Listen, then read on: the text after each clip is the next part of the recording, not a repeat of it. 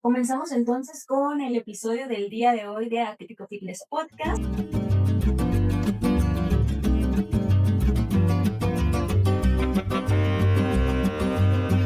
Estoy muy contenta, la verdad, demasiado contenta por la invitada que tenemos el día de hoy. Ya estaremos hablando con ella y presentándola también, pero antes que nada, quiero saludar a mi compañera y amiga Karina Romero Minuti. ¿Cómo estás, Cari? Hola, Sam. También estoy emocionada y alegre de tenerte aquí, a nuestra invitada. Todavía no la presentamos, pero bueno, la estoy viendo, entonces no puedo hacer como que no está aquí.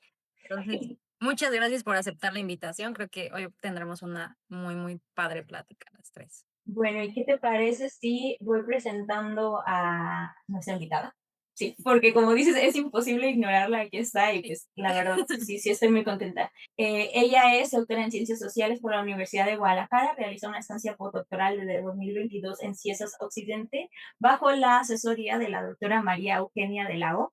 Y bueno, entre sus proyectos tiene y sus publicaciones tiene el discurso Fitness Hecho Cuerpo, violencia de género entre niños y niñas dentro de las aulas. Y bueno, también tiene la autoetnografía en los estudios corporales, reflexión metodológica desde los proyectos corporales. Y tiene muchísimas más, pero para no alargarme tanto y ya saludarle, pasarle el micrófono, pues Trilce, bienvenida. Muchas gracias, Cari y San, por estar aquí, por haberme invitado. También me emociona mucho poder platicar esto y como llevarlo a otro nivel y también como para empezar a dialogar, porque sin esto uno queda aislado y la verdad es que lo interesante siempre es conectar y estar como trabajando redes y siempre es muy benéfico para todos. Bueno, Trilce, la verdad es que nosotros, como te íbamos comentando también, queríamos platicar contigo sobre pues, parte de la tesis que tú tuviste, que tú hiciste, el trabajo que realizaste, que para nosotras es muy importante y pues nos llamó bastante la atención. Hemos estado revisando parte de tus publicaciones y bueno, yo estoy encantada porque es un tema que la verdad me apasiona bastante. Entonces, para comenzar, me gustaría pues preguntarte por qué elegiste tu tema de investigación relacionado con los tatuajes, con las cirugías y el fitness, de dónde nace tu interés, la combinación de los espacios también, de los gimnasios, de tatuajes. Es una cosa que a mí me llamó mucho la atención desde que te escuché del primer momento y sobre todo cuando te leí, dije, ¿cómo le hizo para compaginar pues esto de los tatuajes, las clínicas de belleza, los espacios de gimnasio como proyectos corporales, ¿no? Mira, ahí es donde uno empieza como a desnudarse, ¿no? En múltiples sentidos. Creo que la elección que hice era algo como que traía un cierto run run. Durante la licenciatura trabajé cuestiones de cuerpo, género y diversidad sexual. Entonces ya estaba como el tema del cuerpo por ahí metido. Luego la maestría cambié completamente de tema y para el doctorado dije, pues son 4 años, necesito algo que me apasione porque si no, esto no va a funcionar. O sea, voy a sufrir el proceso y 4 años, la verdad es que para sufrirlos no está chido. O sea, no es lo ideal. Entonces dije, ¿qué me apasiona? Y ya tenía como un ratito preguntándome, tal vez tuve una confrontación de esas que dan por la vida cuando empecé a dar clases en una universidad, en un barrio diferente, de un estrato socioeconómico diferente al que yo pertenecía. Y entonces me di cuenta que el manejo corporal que tenían mis alumnas o las personas alrededor del barrio que me topaba a diario era muy diferente a lo que yo percibía sobre mí misma. Entonces era una cuestión, de repente fue como, ¿por qué la gente vive así? ¿Y por qué y luego me dije, no, es que el problema es que yo estoy partiendo de cómo vivo yo y estoy pensando que como yo vivo y como yo me vivencio, entonces es la norma y es como todos deberían. Entonces empecé a estructurar eso y cuando entré al doctorado dije, yo quiero hacer esto. O sea, yo necesito entender por qué es viable que en 3 kilómetros a la redonda la percepción corporal, cómo hacemos con el cuerpo, cómo nos movemos, cómo comemos, cómo cambie radicalmente. Entonces es donde empecé como a tejer fino y en un primer momento me interesaban la idea de los tatuajes. Pero algún profe fue como de, es que ese tema no da solo, y yo, ¿cómo no va a dar solo? Pero le dije, es que leyendo me di cuenta que había como un proceso diferente donde quienes hacían estudios en la academia llaman modificaciones corporales a todo lo que tiene que ver con tatuajes, con escarificaciones, con perforaciones, incluso los que hacen suspensión, que son los ganchos, están dentro de la línea de modificaciones corporales. quienes trabajaban en ejercitamiento solo trabajaban en ejercitamiento y quienes trabajaban en cirugías estéticas solo cirugías estéticas. Y muy peculiarmente, cirugías estéticas, el foco de análisis y del sujeto siempre eran las mujeres, eran las corporalidades femeninas, mientras que en ejercitamiento las masculinas y de tatuajes también había una mayor visibilidad sobre hombres y las únicas que aparecían ahí como mujeres eran las Suicide Girls. Eran como, eso empecé a como integrar y ver qué era lo que pasaba. Pero en la realidad en la que yo andaba, me daba cuenta que los sujetos se emplean diferentes, ¿no? Entonces, la gente que se hace cirugías estéticas también va al gimnasio y también se tatúa y también, entonces era como, aquí la percepción de la corporalidad no se arma de maneras aisladas, sino que la gente tiene como este abanico amplio y me di cuenta en ese momento que dentro de la literatura eso no existía. Era algo que no se estaba explotando, que no se consideraba que pudiera ser compatible. Las corporalidades y las subjetividades que se construían a partir de ciertas prácticas corporales eran no empatables con otras. Incluso había como cierta estigma hacia unas, ¿no? O sea, esta idea de que quien se dedica completamente al cuerpo, pierde foco y entonces metrosexuales y entonces están enfocados en es solo en la corporalidad y dejan de vivir y la, la, la. Luego, los de cirugías estéticas, mayormente estudios sobre mujer, encontré unas cosas así mínimas sobre hombres solamente en ese momento. Eh, Huecas, el camino fácil, o sea, unas incluso topé alguna tesis por ahí sobre, hacia unas valoraciones bastante criticables sobre las mujeres. O sea, decía que las mujeres que recurrían a las cirugías estéticas eran porque eran mujeres incompletas, que o sea, una serie de elementos. Decían, oye, o sea, para que tu foco haya sido la investigación, pues, o sea, te afloró otra cosa ahí. Y qué mal que no haya habido un proceso de filtrado donde alguien te dijo, estás metiendo tus valoraciones, estás juzgando a los sujetos de algo que tú no entiendes y estás con una agenda distinta que no está respetando las voces, ni los sentires, ni los pensares de los sujetos con los que está trabajando y que en realidad es una falta de respeto para ellos. Entonces, en ese punto me di cuenta que yo necesitaba ver cómo estas tres estrategias grandes que yo empecé a construir se mezclaban. Y lo empecé a ver porque necesitaba como un paraguas que me permitiera analizar esos tres, porque también en un momento dijeron, ¿y por qué no vas a, por ejemplo, a analizar eh, cirugías de reasignación sexogenérica? Y yo de, y esto se está tejiendo en otro espacio. Entonces tuve que empezar como a acotar que lo mío tenía fines estéticos, no fines reconstructivos, no había habido un proceso de algún padecimiento o un diagnóstico que había originado ese tipo de procedimientos. Entonces empecé a acotar por todos lados y entonces se me vino ahí y por algo salí con la idea de proyectos corporales, porque era justamente esta trayectoria larga que me permitía. Y descubrí que había alguien que en algún momento había trabajado el concepto, que era Schilling, hace como, creo que en los 90s, y nunca más retomó el tema. Y hay como por ahí, pero me daba cuenta como que el concepto, que para mí me parecía un anclaje importantísimo, se había tomado como muy a la ligera, como de una manera muy coloquial. Entonces me di mucho a la tarea como de construirlo como concepto analítico que me permitiera entender los proyectos de las personas en esa larga data y entonces también me di cuenta que la mejor manera como de rescatarlo era a partir de lo que yo llamé trayectorias corporales, que no son historias de vida, que no son entrevistas semiestructuradas, sino que a las personas, a partir de cómo han ido trabajando o ocupándose de su corporalidad, fueron construyendo ciertas etapas, ¿no? Y descubrí cosas súper interesantes de, por ejemplo, cómo en las mujeres la maternidad es un parteaguas increíble para marcar los cambios corporales y qué tipo de estrategias hicieron antes y después. Es una situación muy que me brincó mucho y también, por ejemplo, en mujeres jóvenes, tanto mujeres mayores, ¿no? Estaba como este elemento. Y en los hombres también descubrí cómo la idea del éxito estaba completamente atravesando su imagen corporal y la construcción corporal y que también en ambos casos, tanto en hombres como mujeres, siempre, algo que trabajé mucho es la mirada del otro introyectada. Es decir, cuando decidimos vernos corporalmente, esto de que decimos que es por mí mismo, en realidad ese mí mismo tiene incorporado una visión del mí mismo. Entonces es como un espejeo que estamos haciendo. Entonces, sí, quiero tales atributos corporales porque socialmente a estos atributos corporales se les conceden ciertas características. Y esas características las asociamos con éxito, deseabilidad, juventud, atractividad, o sea, una serie de elementos que damos por sentado. Entonces, me di cuenta que esa mirada y esa construcción en ambos géneros era una mirada masculina. O sea, las mujeres se construyen para esta idea del deseo masculino que tenemos introyectado, o sea, no es algo que esté conscientemente, sino estos atributos, pero también los hombres a lo que le están tirando es una apreciación de sus pares hacia su corporalidad. Platicando con muchos hombres en gimnasios, incluso con entrenadores, o sea, era, ¿para qué? Y era, a mí no me importa, así me decían, a mí no me importa que las mujeres me digan que me soy increíble, o sea, a mí eso no es lo que me importa. A mí me importa que mis pares me valoren y que vean en mí como un modelo a seguir, que me vean y digan quiero estar como él.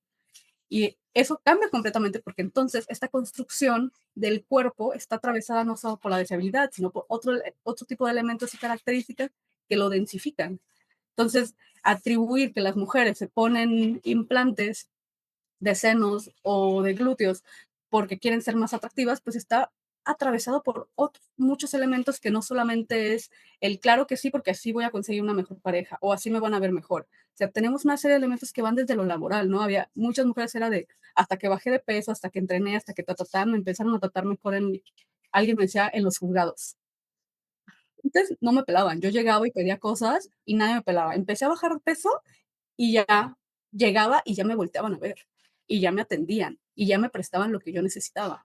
Entonces, hay una serie de variaciones que están ahí mermando y donde es muy difícil para ciertos sujetos salir de eso, porque es lo que funciona. Entonces, es un elemento muy complejo donde ahorita, cuando estoy eh, escribiendo algo que tiene que ver cómo el cuerpo encarna desigualdades sociales y brechas sociales. No solamente es algo que esté fuera de sí, sino que se viene incorporando y donde el cuerpo entonces funciona como capital corporal, justamente por la encarnación de desigualdades y de privilegios. Es muy interesante todo lo que planteas. Creo que hay muchos conceptos ahí a destacar, ¿no? Aparte del de proyecto corporal, que me parece que ya quedó muy claro, ¿no? El de trayectoria corporal me gusta mucho porque como que involucra la historización del cuerpo, ¿no? La historia de vida de cada persona, cosa que a veces perdemos de vista, ¿no? Como si el cuerpo presente no fuera producto del cuerpo pasado y también de proyecciones de lo que puede llegar a ser nuestro cuerpo, ¿no? Entonces ahí es una línea temporal que está pues en estrato, ¿no? Ya no es lineal como se pensaba antes. Y también introduces otro concepto que me encantaría que nos expliques, que es el de corporrealidad, ¿no? Que normalmente estamos acostumbrados a escuchar cuerpo, corporalidades, ¿no? Que sabemos que no son cosas iguales, pero introduces corporrealidad, entonces quisiéramos que nos hicieras como una explicación, ¿por qué no cuerpo? ¿Por qué no corporalidad? ¿Por qué un nuevo concepto que es corporrealidad? Ah, mira, justamente es un debate que hemos tenido como ya, yo creo que como una década, década y media, sobre cómo llamamos lo que llamamos.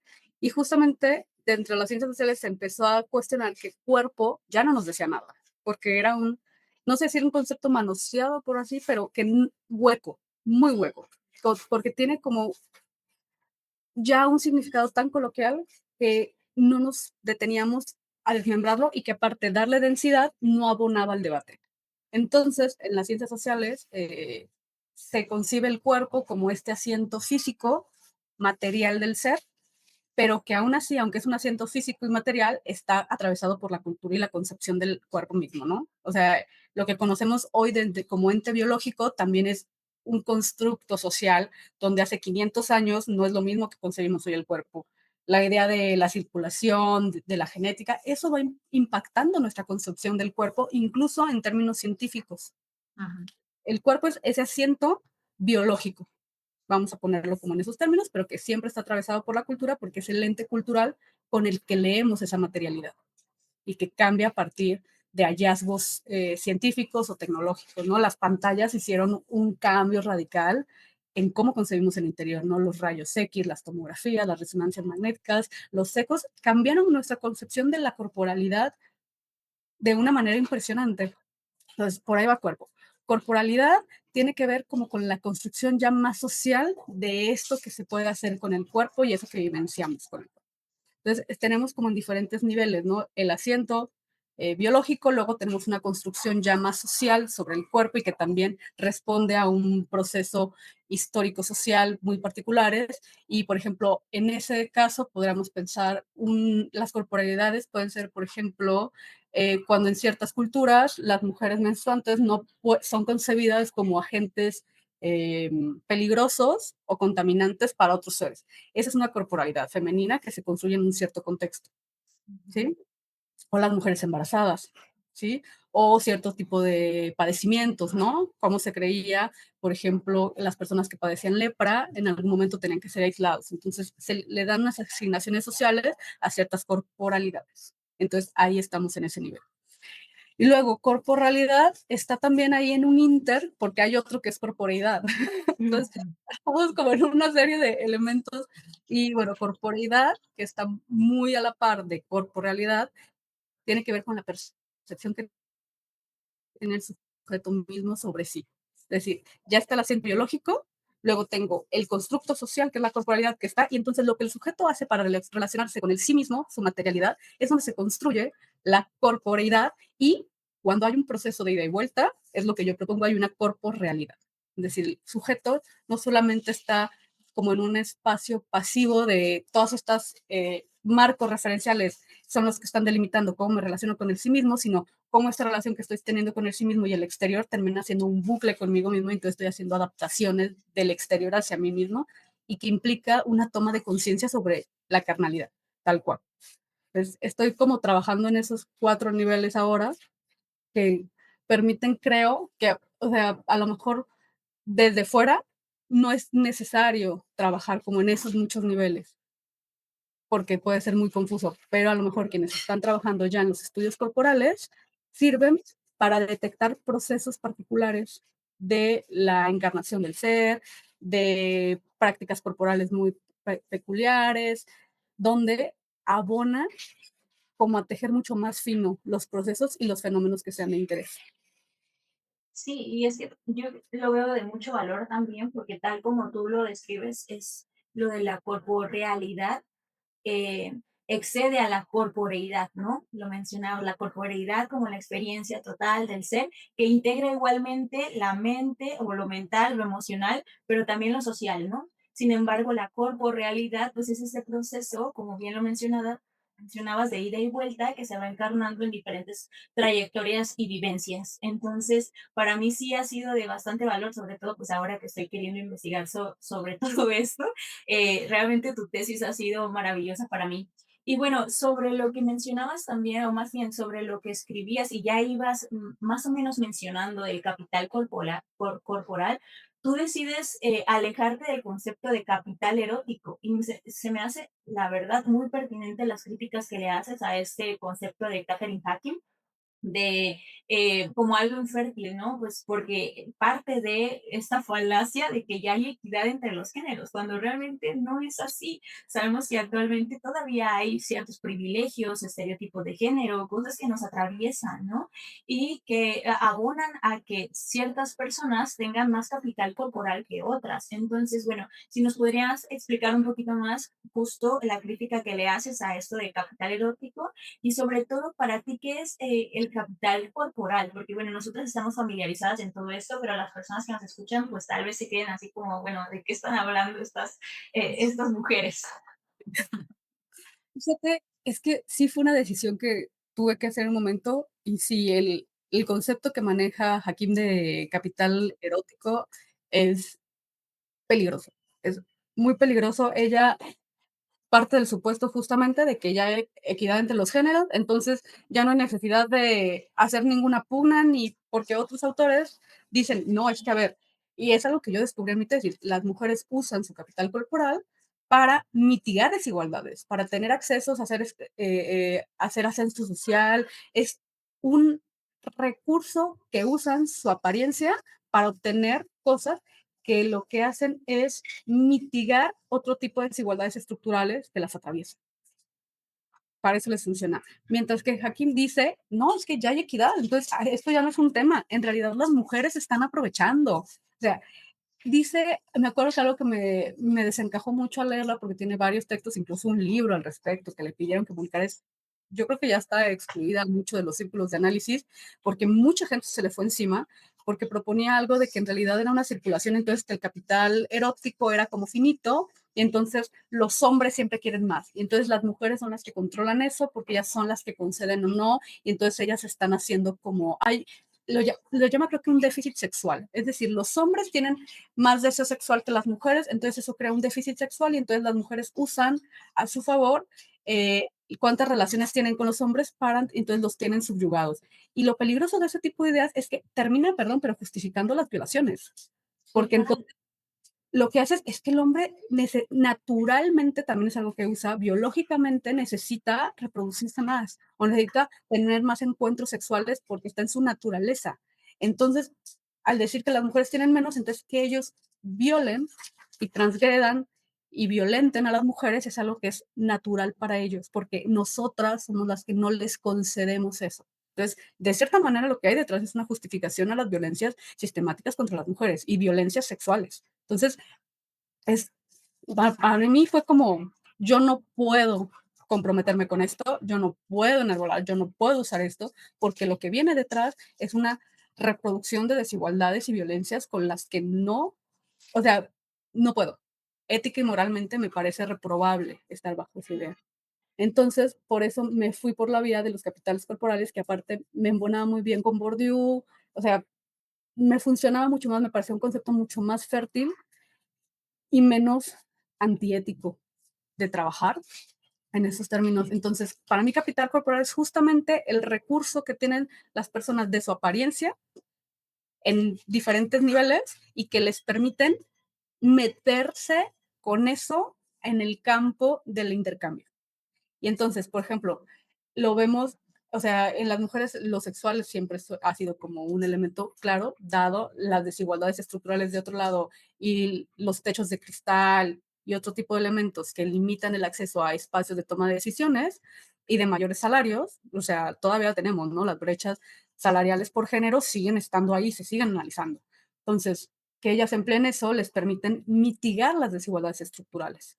Pero en otros espacios también lo que les comentaba, está una de las informantes donde al momento de bajar de peso, que siempre la delgadez slash es igual a éxito, atractividad, juventud, eh, cuerpos deseables, eso le permitió obtener favores o mayores recursos en los juzgados, lo que la hizo ser mejor en su trabajo, tener más clientes y ascender.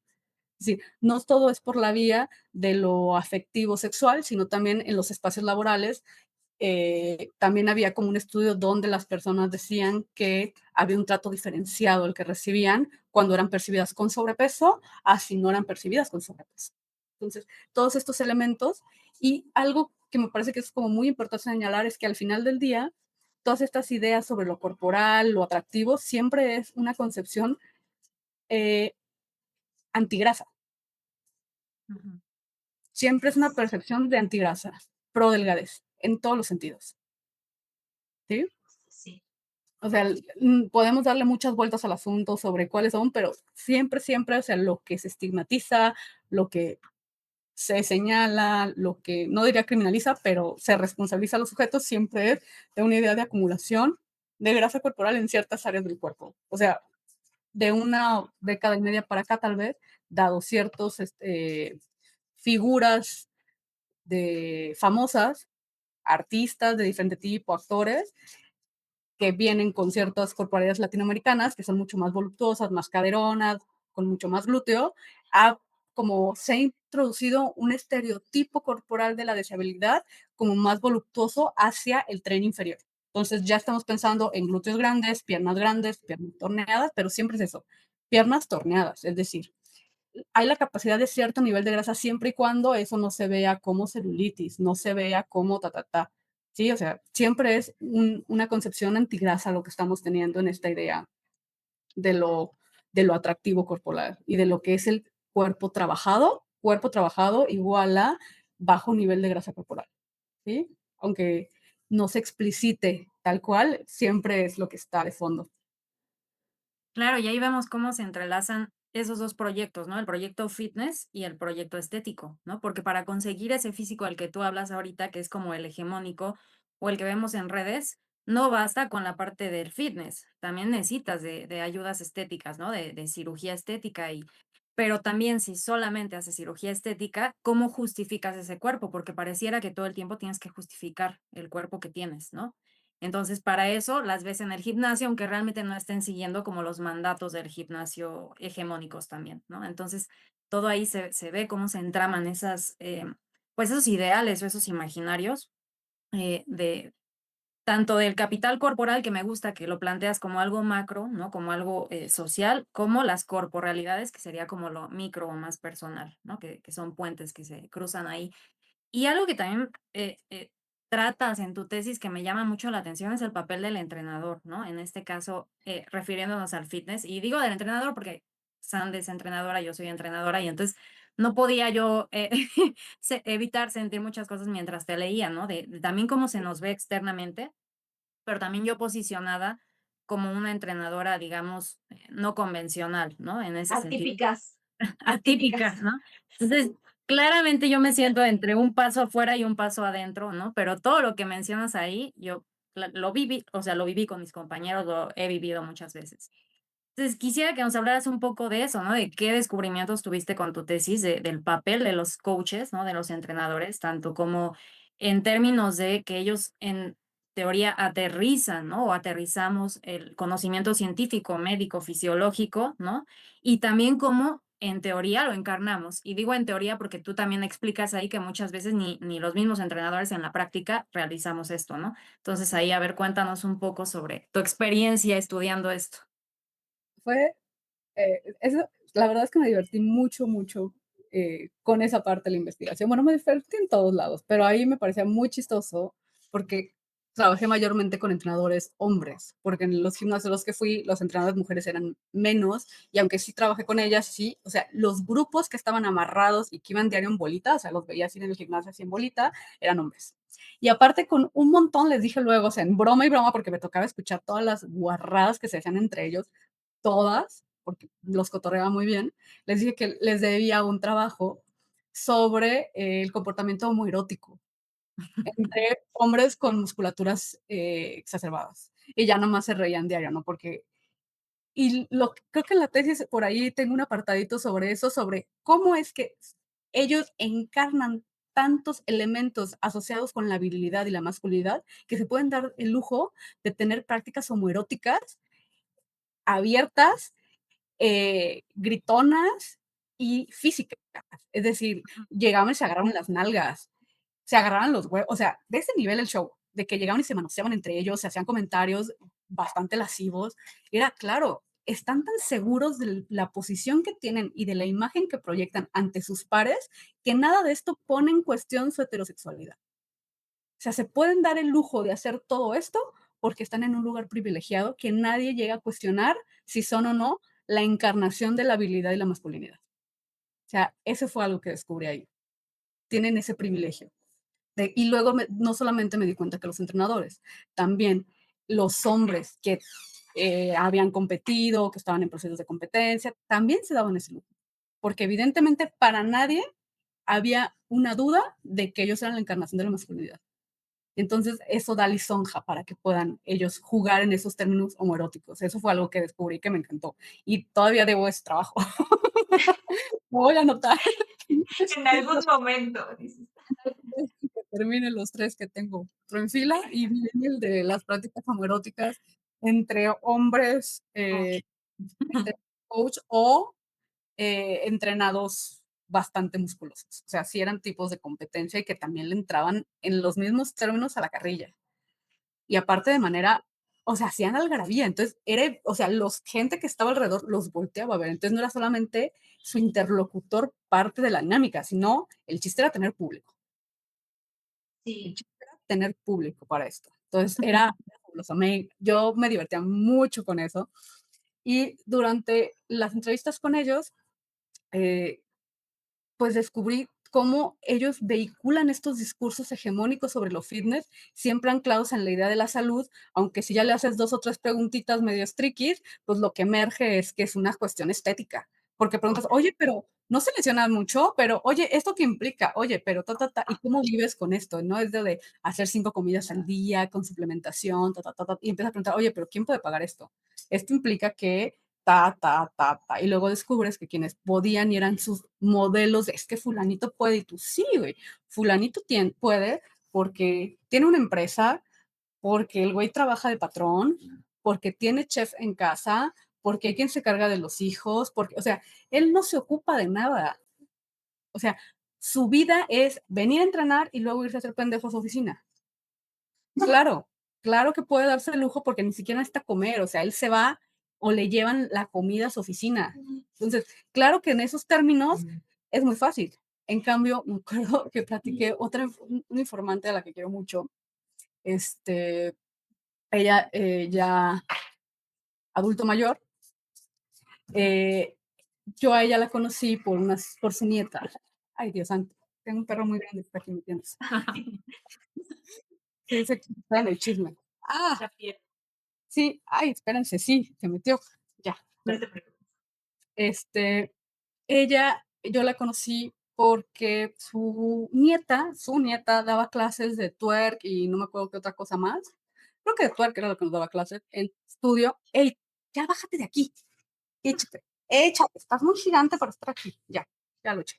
Este, y ella iba a las clases con su nieta de ritmos latinos y cosas así. Eh, ella tenía muchas cirugías estéticas, muchas en cuerpo y rostro, ¿no? Implantes mamarios, liposucciones como 3 o 4, estaba tatuada, iba a hacer ejercicio. Entonces, para mí era como un sujeto clave porque englobaba todo.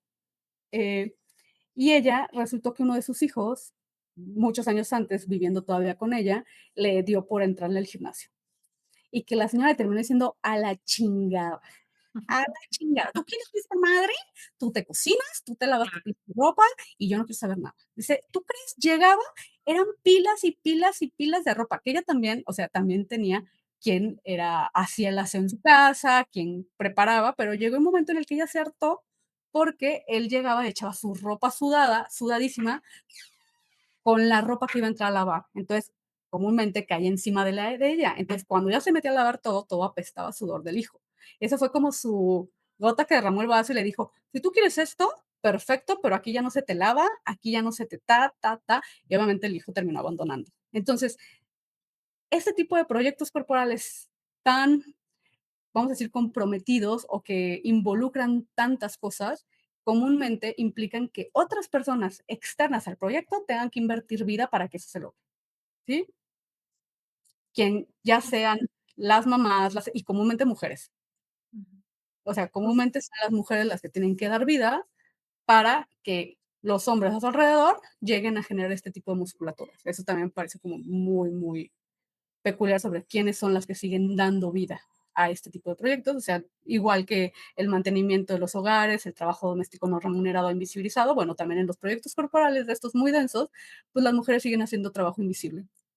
En lugar de dedicarlo en el sí mismo y decir, en lugar de estarte cocinando, lavando tus millones de ropitas, de que tu suplementación, que tus no sé cuántas horas, si el tiempo que te dedico lo dedicaran en ellas, no hay posibilidad, o sea, lo tienen que dedicar en el proyecto, entonces implica tiempo de vida de muchas más personas que de ellos mismos.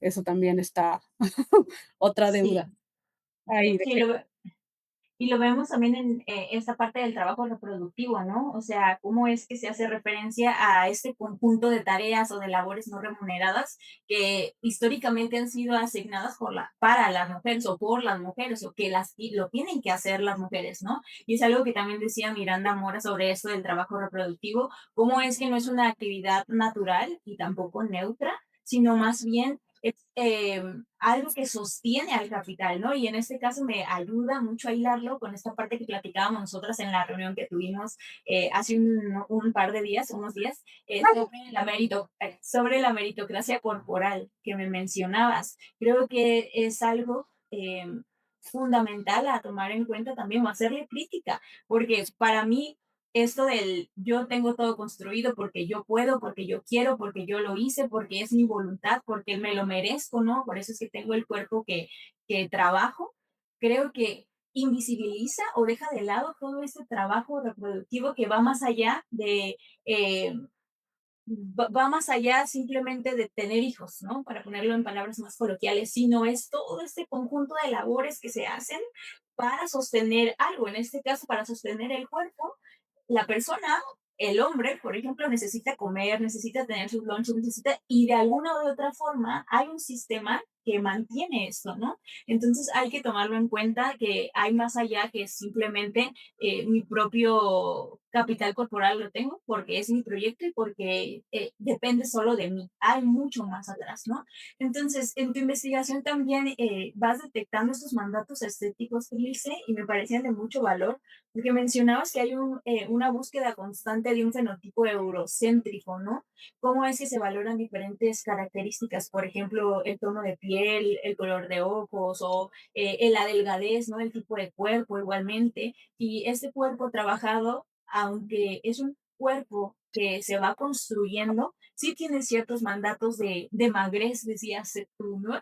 ¿Por qué? Porque hay un desprecio por la acumulación de grasa y es y en ciertas zonas, ¿no? Están permitidas, por ejemplo, en glúteos en mujeres, quizá un poco en piernas, quizá un poco en bustos, ¿no? Pero hasta ahí. Si hay otras partes que tienen porcentaje de grasa alto, entonces, bueno, hay que trabajarlo o habrá que bajar tu porcentaje de grasa. O sea, hay muchos mandatos ahí de magrez y de blanquitud también que operan para la acumulación del capital corporal. Si podrías platicarnos un poco de esto.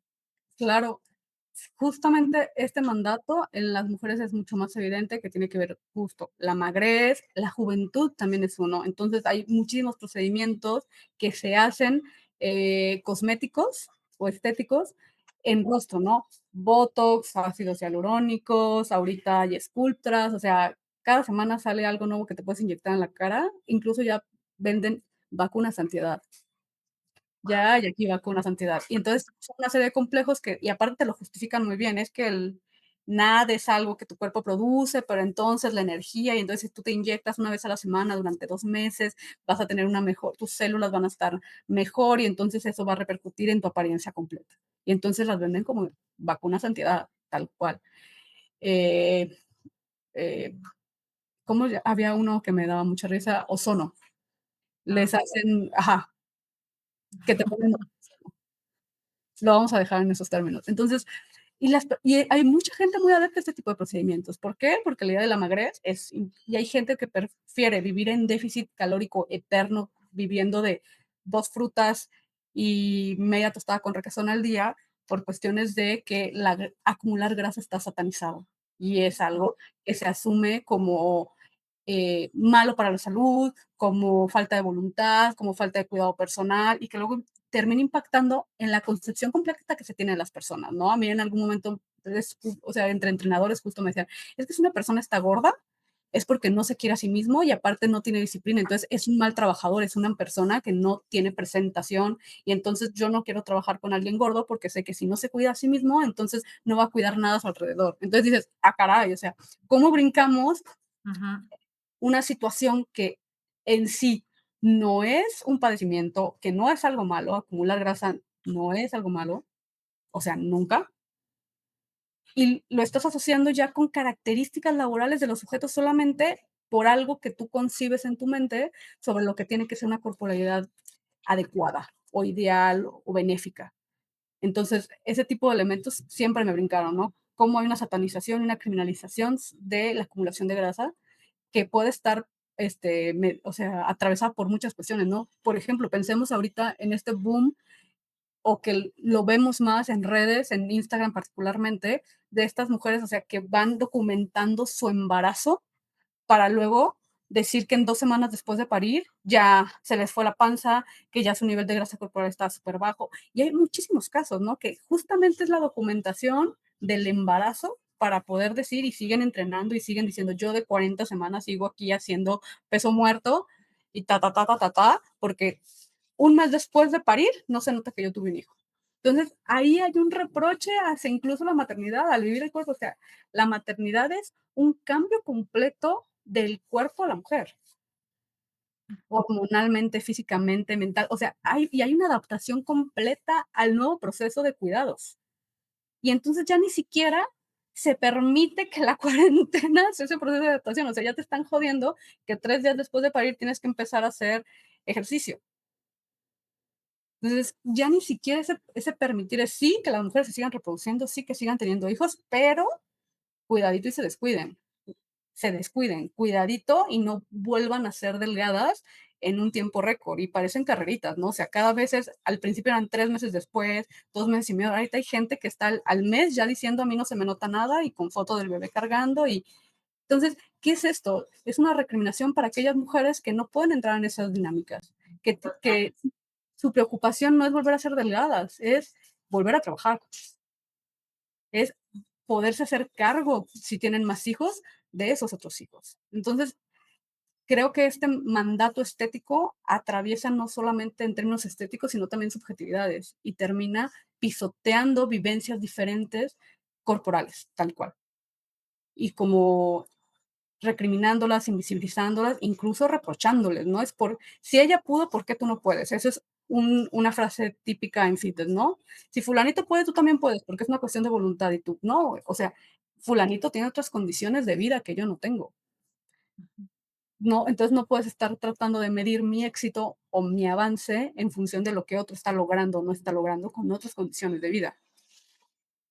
Entonces, me parece que sí es súper peligroso como este tipo de discursos, porque lo que hacen es justo acumular una serie de desventajas para ciertos sectores que no están en estos estados de privilegio. Aunque el fitness denuncia que es para todos y que cualquiera puede hacerlo y que al final del día no, se necesitan realidades materiales que permitan que un sujeto dedique una hora, hora y media de su día a ir a entrenar. Y eso solo entrenar, luego a cocinar, luego a estar monitoreando su sueño, luego su nivel de estrés, o sea, hay una serie de elementos, pero cuando tienes que hacer turnos de 10, 12 horas y tu espacio de trabajo te implica hacer recorridos de 3 o 4 horas diarias, ¿a qué horas?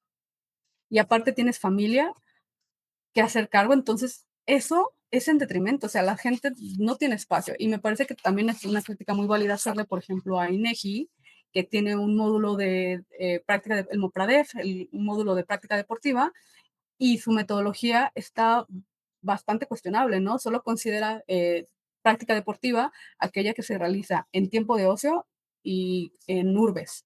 O sea, su muestra es solamente en urbes y solamente contabilizan como práctica deportiva aquello que se realiza en tiempo de ocio. Mientras que, por ejemplo, los cuidados implican moverse un montón y estar para arriba y para abajo. Quienes se mueven en bicicleta en las ciudades o caminan en las calles para moverse, trasladarse, eso no se considera como práctica deportiva. Por ejemplo, las personas que trabajan cargando, las personas en la construcción, eso no se considera práctica deportiva. Y entonces te das cuenta por qué salen sus estadísticos donde, claro, las mujeres en periodo reproductivo son las que menos hacen ejercicio. O sea, sí, porque no tienen tiempo de ocio. Si no tienes tiempo de ocio y tú estás considerando solamente como práctica deportiva lo que se hace en tiempo de ocio, pues, evidentemente no va a haber. Pero todo el santo día están llevando y trayendo morros propios y ajenos a la primaria, al kinder, cocinando, llevando, trayendo, cargando, limpiando, haciendo. Y nada de eso es considerado como una práctica deportiva, aunque al día se avienten 20,000 pasos, que es mucho más de los 30 minutos recomendados que nos están haciendo desde Secretaría de Salud para tener una práctica deportiva. Entonces, todo eso implica cosas, ¿sí?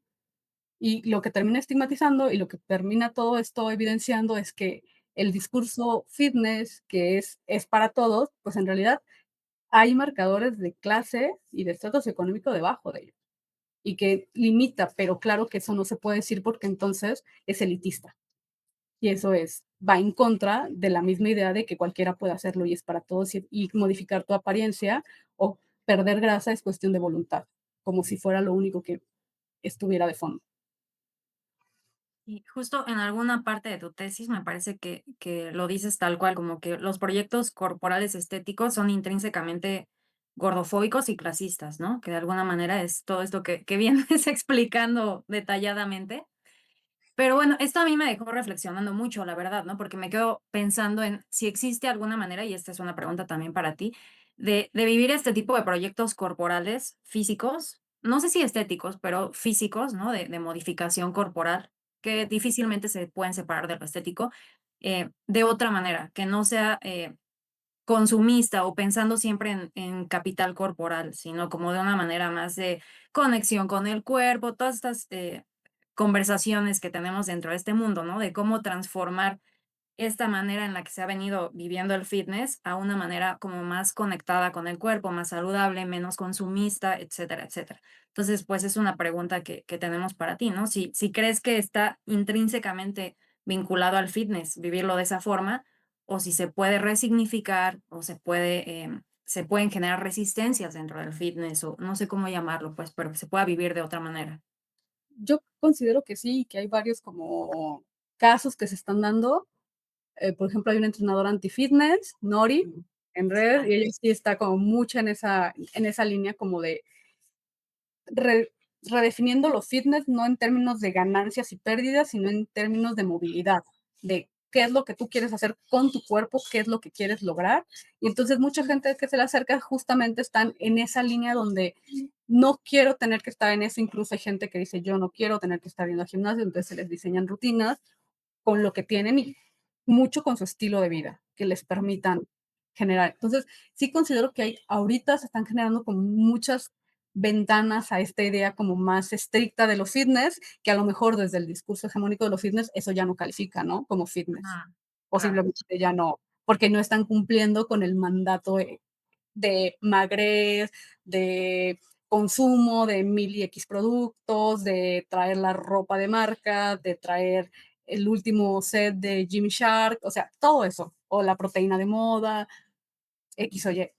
Entonces, pero considero que sí hay ciertos sujetos que están saliendo a esto, ¿no? Y están generando otras maneras de moverse y de estar en el mundo también, por ejemplo, grupos de mujeres mayores que se reúnen a bailar y están también apropiándose de los espacios públicos y que hay también una vinculación intergeneracionales entre abuelos y nietos y que se reúnen para ir a los parques y mientras unos hacen ciertos tipos de prácticas deportivas, otros hacen otras. Creo que este tipo de cruces pueden estarse dando, ¿no? También hay como muchos influencers que están, por ejemplo, evidenciando, que eso me parece algo increíble y me encanta, cómo este imaginario que se tiene sobre eh, grasa o gordura igual a enfermedad es como, no, o sea, son cosas diferentes que mucho durante el COVID se dio, ¿no? Las comorbilidades, que era una comorbilidad, ¿no? Entonces, el sobrepeso se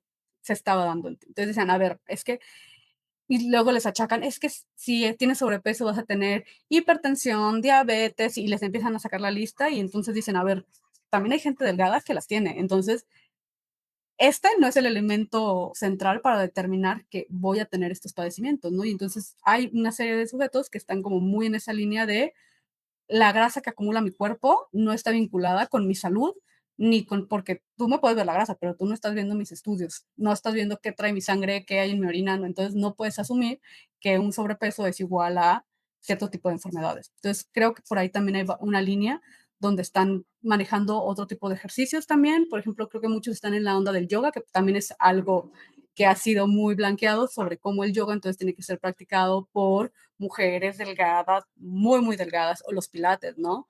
Y dices, o sea, que no se supone que es la diversidad corporal y entonces tiene que ver con el movimiento, entonces todo aquel que pueda moverse podría hacerlo. Y me parece que son como contestaciones muy frontales que se están haciendo y que les encanta, ¿no? Estos otros corporalidades haciendo eh, otro tipo de posturas y dices, tú decías que por tener sobrepeso no iba a poder, pero solamente se trata de control corporal.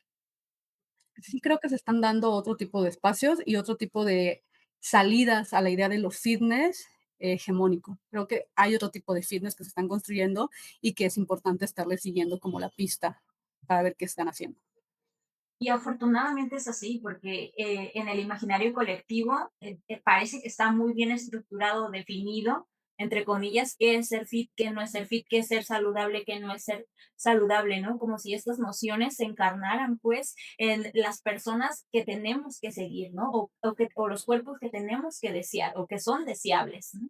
Y me parece preocupante justo porque excluye todas estas realidades que también existen, que también tienen espacio, lugar de enunciación y que viven su cuerpo en sus propias formas de salud, ¿no? De vivirse saludable. Y creo que ahí es donde vemos que la corporalidad, también es un asunto o un campo político y económico. El cuerpo es político y es ahí donde yo veo preocupante cuando hay entrenadores, entrenadoras o nutriólogos, nutriólogas, etcétera, que asumen que el hecho de ser saludable se tiene que ver de ciertas formas y que tu contexto o tomar en cuenta el contexto, porque ahora también en el nicho se habla mucho de la importancia del contexto y esto, pero solamente se acota a tu familia y tus pares, ¿no? O sea, es que el contexto, pues claro, tu familia y tus amigos. Y yo digo, no, hay mucho más ahí que hay que tomar en cuenta, ¿no? Pero bueno, Trilce, no, a nosotros nos encantaría seguir platicando contigo, pero también queremos ser respetuosos con tu tiempo. Y por eso, bueno, ya nada más como comentario final o más bien pregunta final para cerrar el podcast. Después de toda tu investigación y pues también tu propio trabajo autoetnográfico que has estado haciendo, que por cierto invito a todos y a todas, a todos, quien no te conoce, que busquen en YouTube porque ahí tienes unas muy buenas charlas e incluso que busquen y te lean también en tu trabajo investigativo, en tus publicaciones y las que estás por sacar. Porque ahí tú también dices que hay unas maneras o hay formas de imprimir, mencionas así, ¿no? Imprimirle al cuerpo nuestra originalidad. También nuestras propias consignas políticas, igual, tomar en cuenta justo que el cuerpo es político.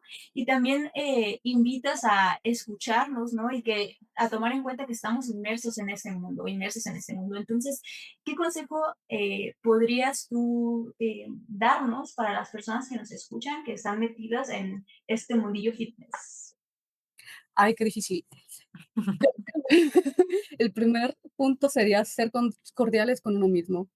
O sea, ser cordiales creo que cambia completamente la relación que establecemos con nuestra carnalidad y cómo nos vemos. Entonces, ser cordiales y considerar de dónde venimos. No podemos estarnos exigiendo lo mismo a los 40 que a los 20. No podemos pensar en que el proceso nos mate. Por ejemplo, a mí me parece súper triste esta idea de, ay, es que comer sano es comerme 2 chayotes hervidos y una zanahoria. Por Dios santo, o sea, no. También se trata de disfrutar la vida y también se trata de disfrutar la carnalidad y no se trata de que un proceso que se vincula o se cree que es de salud tenga que estar con un proceso de tortura y escarmiento del cuerpo propio, de tengo que hacer sufrir mi cuerpo ahora porque en el pasado disfruté de más. O sea, mucho es esto, ¿no? Es como tengo sobrepeso, acumulé grasa, entonces ahorita me tengo que matar de hambre porque comí lo que me tocaba comer ahorita. Como, sé cordial con ti mismo. A lo mejor una relación más cordial contigo mismo ayuda a que te pongas otro tipo de metas, ayuda a que te veas con otros ojos, ayuda a que consideres qué es lo que sí quieres de ti, qué es lo que no quieres. ¿Qué tal? Me pasó muchísimo, ¿no?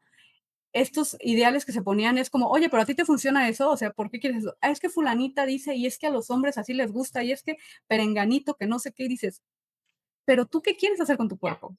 ¿Qué vas a hacer viéndote así? O sea, ¿en qué va a cambiar tu vida si te ves, si te ves como quieres verte a como te ves ahorita? Y entonces ya era como decían, ah, pues sí, ah, y caían como en muchos veintes, pero obviamente es como un proceso mucho más largo. Sí considero que ser un poco más cordiales con sí mismos es importante y fijar prioridades, ¿qué es lo que quieres? Ser, me tocó un entrenador justo que él me decía, a mí no me importa, él hacía ciclos, pero no descansaba entre los ciclos. Él vivía en chochos eternamente. Y cuando lo entrevisté, sí me dijo de, no, es que a mí no me importa si me muero en 10 años, pero yo me quiero ver así 10 años, así tal cual.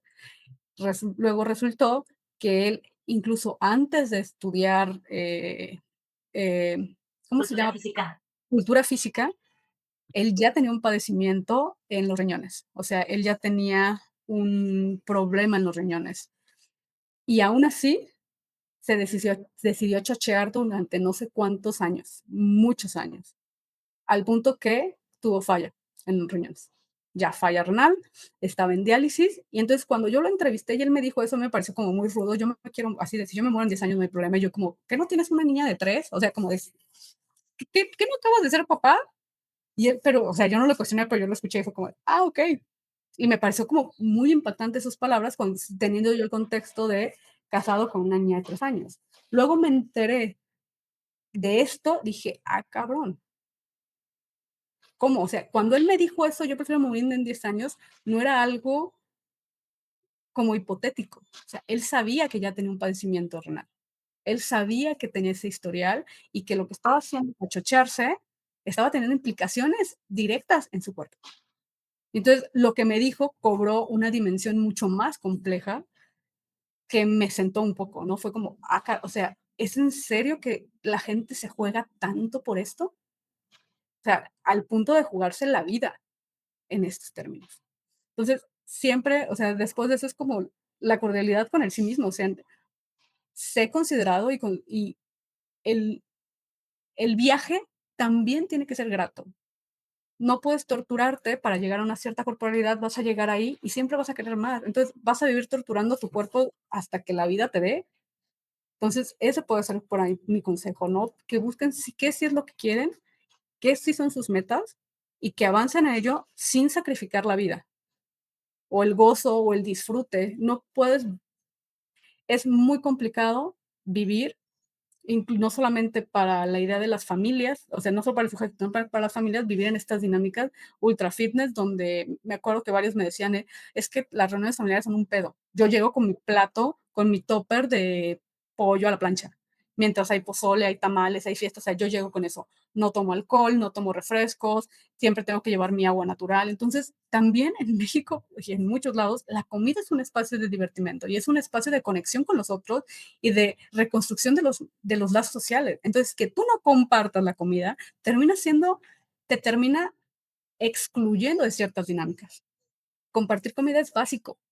Entonces, que tú no la compartas, o sea, al principio le está recriminando al que está comiendo otra cosa cómo lo está haciendo mal porque tú no tomas esa decisión.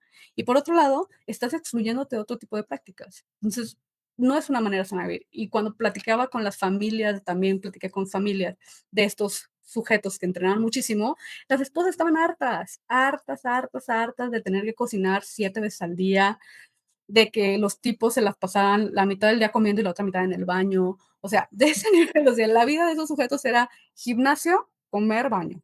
Se Y acabó. dormir. Y Y dormir. Dios. Exactamente, o sea, esa era la vida. Entonces, no había vida familiar. No se les podía pedir que cuidaran a los hijos porque no se podían agachar, no podían correr detrás de los hijos, no tenían energía para eso porque ellos tenían que tener sus 8 horas de sueño. Entonces, era una carga impresionante para las familias al punto de que ellas no sentían que tenían esposos, sentían que tenían que hacerse cargo de otro niño al que había que proveerles todo eso. Entonces, no solamente creo que hay que ver qué es sostenible para el sujeto, sino también para sus propios entornos. Sí, sí, creo que puede llegar a ser muy doloroso porque también a veces perdemos de vista que muchas veces vivir en esto es vivir también con ciertas cuestiones a nivel mental, ¿no? O sea, em, no es saludable ya en términos mentales porque se vive como una cárcel.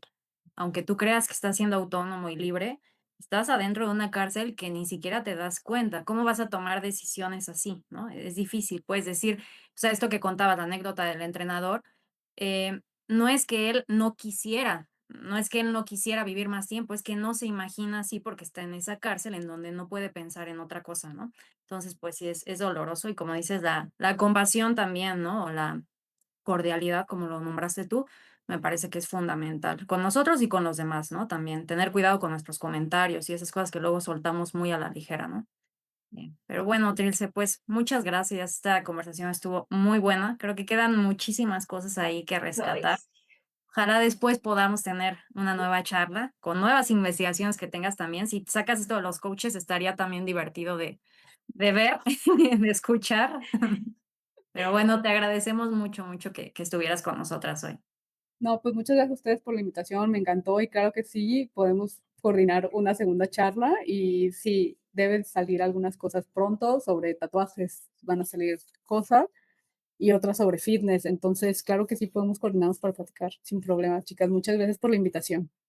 muchas gracias a ti, Ilse. Y la verdad, tu proyecto, o sea, yo te veo y los tatuajes están increíbles, ¿eh? Se nota que también ahí hay cierta pasión al respecto. Pero bueno, agradecemos también a las personas que estuvieron hasta ahora escuchando y viendo el episodio del día de hoy. Les invitamos a seguirnos en las redes sociales. También vamos a dejar por aquí abajo algunas de las charlas que ha tenido Trilce, algunas de las presentaciones y también de sus artículos para que los sigan leyendo. Sin más, gracias por estar con nosotras. Esto fue Atípico Fitness Podcast. Bye bye. Bye.